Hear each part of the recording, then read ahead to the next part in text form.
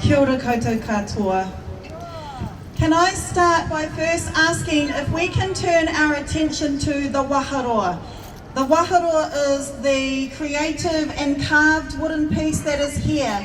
The waharoa welcomes us all here into Aotearoa Square and into this kaupapa every weekend, every single time.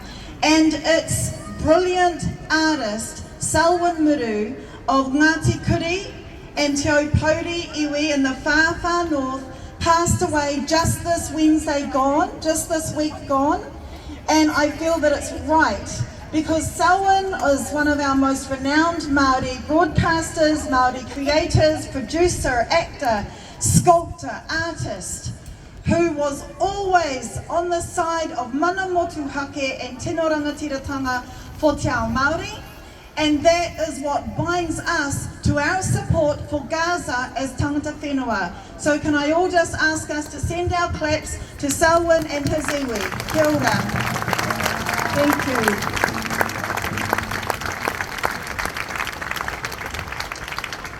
Now, every single day, I am disgusted and horrified by the actions not just of Israel, but of all those states and nations addicted to violence. Now, Mahir was absolutely correct who just spoke. And firstly, we come with the families and the people who have been impacted on, who have lost family, who are healing from illness and injury, who are hungry and starving and need fresh water and medical care. We come first and foremost to place them at the centre of our hearts. And we also send a clear message and call out the addiction to violence of Israel, of the US, of the UK, and all of the nations who are supporting a genocide. And on that note, the Green Party has called for an urgent parliamentary debate to resist and shame this government.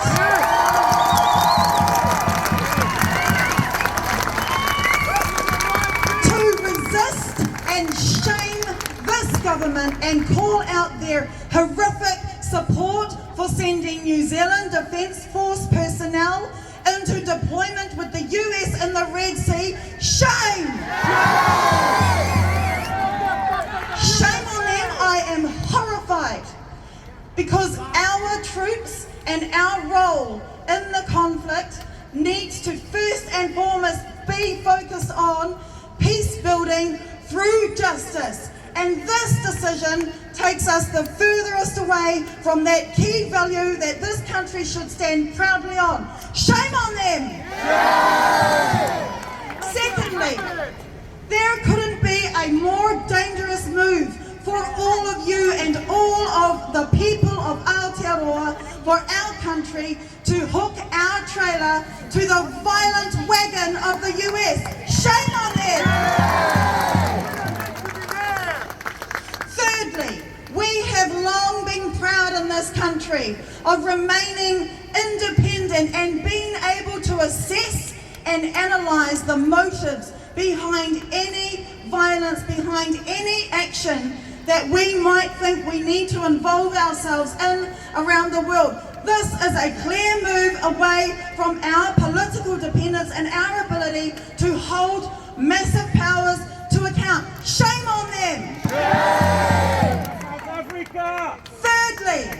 Thirdly, I want to actually understand that this is, we should be focused on de-escalating and first and foremost putting all of our resource, all of our voice, all of our international levers into a ceasefire now!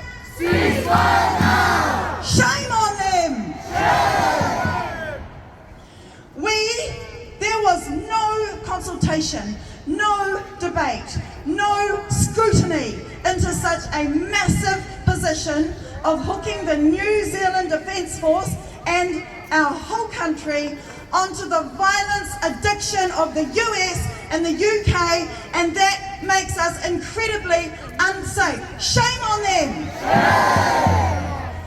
And from there, I want to acknowledge as much success as could be had at this stage for the International Court of Justice led by South Africa. Hurrah to them!